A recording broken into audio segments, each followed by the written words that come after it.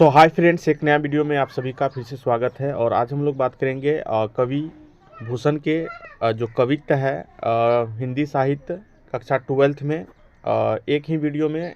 जैसा कि आप सभी को थंबनेल में से जानकारी हो रही है कि एक ही वीडियो में सब कुछ का तात्पर्य यहाँ ये है कि इसका जीवनी और इस कविता जो है पद है और उसका संपूर्ण व्याख्या। तो यहाँ पर देखिए कवि भूषण का सबसे पहले परिचय दिया हुआ है 1613 से 1715 ईस्वी। तो ये महान कवि भूषण का जन्म के बारे में विद्वानों में मतभेद है और उनका जन्म 1613 में तिकवापुर कानपुर उत्तर प्रदेश में माना जाता है। उसका वास्तविक नाम घनश्याम था। भूषण उनकी उपाधि थी जो कि चित्रकूट के सोलंकी राजा रुद्र ने उन्हें दी थी। तो प्रश्न यहाँ से आ सकता है कि उसका नाम जो है भूषण किसने दिया था। तो चित्रकूट के राजा सोलंकी रुद्र ने उनका नाम भूषण रखा था। ये कानपुर के पास तिकवापुर के रहने वाले थे। जाति के कान्यकुब्ज ब्राह्मण थे।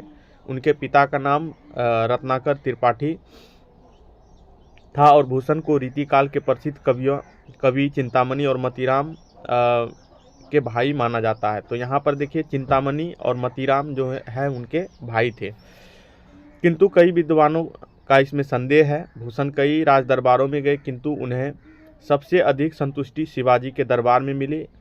इन्हें शिवाजी का पुत्र साहूजी एवं पन्ना के बुंदेला राजा छत्रसाल के दरबार में रहने का भी सौभाग्य प्राप्त हुआ था। सन 1715 में उसका देहावसान हो गया। भूषण के 3 प्रसिद्ध रचनाएं हैं और यहाँ से प्रश्न आप लोगों को देखने को मिल सकता है।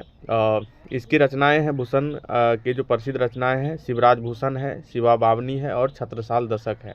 उनमें शिवराज भूषण उसकी कीर्ति का आधार है, मतलब काफ़ी जो है प्रसिद्धि प्राप्त की है। भूषण की वाणी में ओज और वीरता का भाव व्यक्त है। उन्होंने आश्रयदाता शिवाजी और छत्रसाल की बहुत प्रशंसा की है और सुंदर तरीके से लिखा है। भूषण की भाषा ओजमयी है। उसके शब्द सैनिकों के भांति दौड़ते भागते प्रतीत होती हैं। शब्दों की ध्वनि को सुनकर ही लगता है कि हाथी घोड़े दौड़ रहे हैं। भूषण के बारे में बात करें तो यह भूषण जो है यह वीर रस के कवि हैं। तो आप लोग इसकी कविताओं को जब पढ़ेंगे तो आप लोगों को पता होगा कि ये किस तरह से ये अपने शब्दों के माध्यम से वीर रस से ओतप्रोत कविताएं लिखे हैं। भूषण ने अपनी कविता में अलंकारों का बहुत सुंदर प्रयोग किया है। अनुप्रास तो उनकी हर पंक्ति में बिखरा हुआ है। रूपक, उपमा, यमक के उदाहरण भी देखते बनते हैं। तो ये उनका जो जीवन है, जीवन से संबंधित है, जीवन परिचय है। अब कविता को हम लोग देखेंगे तो कविता में देखिए कह रहा है कि इंद्र जी भी जम्ब पर, बाडव जियो अम्ब पर, रावण सदम्ब पर, रघुकुल राज है, पौन बारी बाह पर, शंभु रति नाह पर, जियो सहस्त्र बाहु पर, शेर द्वीब राज है, दाम ध्रुव दंड पर, चिता मृग झुंड पर, भूषण वितुंड पर, जैसे मृगराज है, तेज तम अंश पर, कानज भी कंस पर, जियो मलेच्छ वंश पर, शेर शिवराज है। तो इनकी पंक्ति है और इसका हम लोग जो व्याख्या है इस तरह से इसका प्रसंग को देखेंगे और व्याख्या को देखेंगे। प्रसंग जो है प्रस्तुत पंक्ति कवि भूषण द्वारा रचित है। इनमें शिवाजी की वीरता का बखान किया गया है। तो उपरोक्त पंक्ति जो है वह शिवाजी की वीरता का इसमें बखान किया गया है। तो इसका व्याख्या देखिए। व्याख्या में ये है कि शिवाजी के शौर्य का बखान करते हुए कवि कहते हैं कि यहाँ पर थोड़ा सा राइटिंग जो है मिस प्रिंट हो गया है। शिवाजी का मलेच्छ वंश पर उसी प्रकार राज है जिस प्रकार इंद्र का यम पर, वांगग्नि अर्थात समुद्र की अग्नि का पानी पर, तथा राम का दम्भ से भरे रावण पर, अर्थात शिवाजी का इंद्र, समुद्र और अग्नि और राम के समान बताकर उसका शौर्य का वर्णन किया गया है।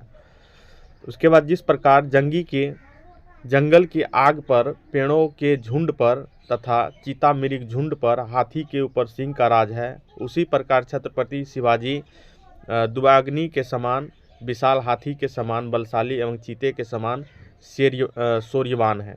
जैसे उजाले का अंधकार पर और कृष्ण का कंस पर, उसी प्रकार छत्रपति शिवाजी का मलेच्छ वंश पर राज है, अर्थात वे बलशाली हैं। विशेष इसमें ये है, अब हम लोग विशेष पर बात करें तो इसमें विशेष है छत्रपति शिवाजी के शौर्य का वर्णन उपमानों द्वारा वर्णन किया गया है। ब्रज भाषा का सुंदर उपयोग यहाँ पर मिल रहा है और विषय अनुकूल शब्द का चयन भी किया गया है। ओज गुण इसमें हम लोगों को देखने को मिलता है। रघुकुल राज दवा द्रुमदंड तेज तम शेर शिवराज का, ये सब क्या है, अनुप्रास अलंकार है।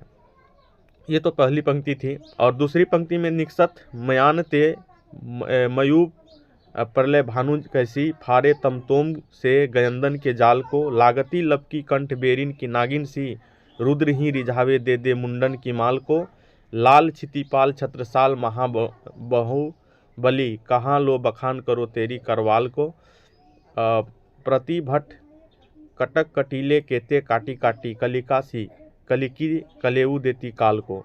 तो इसका प्रसंग जो है यह छत्रसाल की इसमें वीरता है और छत्रसाल का जो है तलवार के बारे में यहाँ पर वर्णन किया गया है। तो यहाँ पर देखिए व्याख्या में हम लोग ये देखेंगे कि कवि भूषण ने छत्रसाल की वीरता का वर्णन करते हुए कहा है कि युद्ध भूमि में छत्रसाल की तलवार मयान से इस प्रकार निकलती है जैसे प्रलय के लिए सूर्य की रोशनी या किरणें कह सकते हैं निकलती है। यह तलवार हाथी के ऊपर पड़ी हुई लोहे के जालियों को भी इस प्रकार काट देती है जैसे अंधेरे को चीरकर सूर्य निकल रहा है। उनकी तलवार रूपी नागिन शत्रुओं को गले से मृत्यु के समान लिपट रही है। फिर वह आगे कह रहा है कि वह मृत्यु के देवता शिवजी को प्रसन्न करने के लिए शत्रुओं के सिरों की माला को अर्पित कर रही है, अर्थात युद्धभूमि में शत्रुओं के सिरों को धड़ से अलग कर रही है। राजा छत्रसाल के क्षितिपाल के शक्तिशाली पुत्र छत्रसाल की तलवार का वर्णन यहाँ कहाँ तक करूँ, अर्थात यह अत्यंत प्रलयकारी है। वह शत्रुओं के समूह को नष्ट कर रही है। वह शत्रुओं को काटकर कलिका देवी को सुबह का नाश्ता प्रदान कर रही है, अर्थात वह मृत्यु के देवी को प्रसन्न करने के लिए शत्रुओं के संहार कर रही है। तो ये इसमें विशेष जो है हम लोग ये देखेंगे छत्रसाल का शौर्य का वर्णन है और इसमें ब्रजभाषा का बहुत ही सुंदर प्रयोग किया गया है। तो ये आज का जो टॉपिक था ये हमारे आज के टॉपिक से है, जिसमें कि हमने देखा कि भूषण की जो पद यहाँ पर लगा हुआ है, जो कि जिसे कवित्त हम लोग चैप्टर से जानते हैं। तो एक ही वीडियो में दोनों पदों के बारे में हम लोगों ने देखा और इसके जीवनी को देखा। तो आज की इस वीडियो में बस इतना ही और फिर अगले टॉपिक को हम लोग जल्द से जल्द कवर कर लेंगे, जो कि कविता का जो काव्य खंड है उसको हम लोग जल्दी से कंप्लीट कर लेंगे और उसके बाद फिर ऑब्जेक्टिव क्वेश्चन की ओर भी जाएंगे। तो वीडियो को देखते रहिए और यदि आप तैयारी में हैं तो तैयारी करते रहिए, क्योंकि यहाँ से प्रश्न अच्छी तरह से तैयारी करेंगे तो आगे जो भी एग्ज़ाम है उसमें यहाँ से प्रश्न बनते हैं। तो इसको पूरा से देखिएगा और इसको जानकारी को अपने संज्ञान में लेने का प्रयास कीजिएगा, ताकि आगे के जो भी तैयारी है उसमें आप लोगों को कोई परेशानी नहीं हो। आज की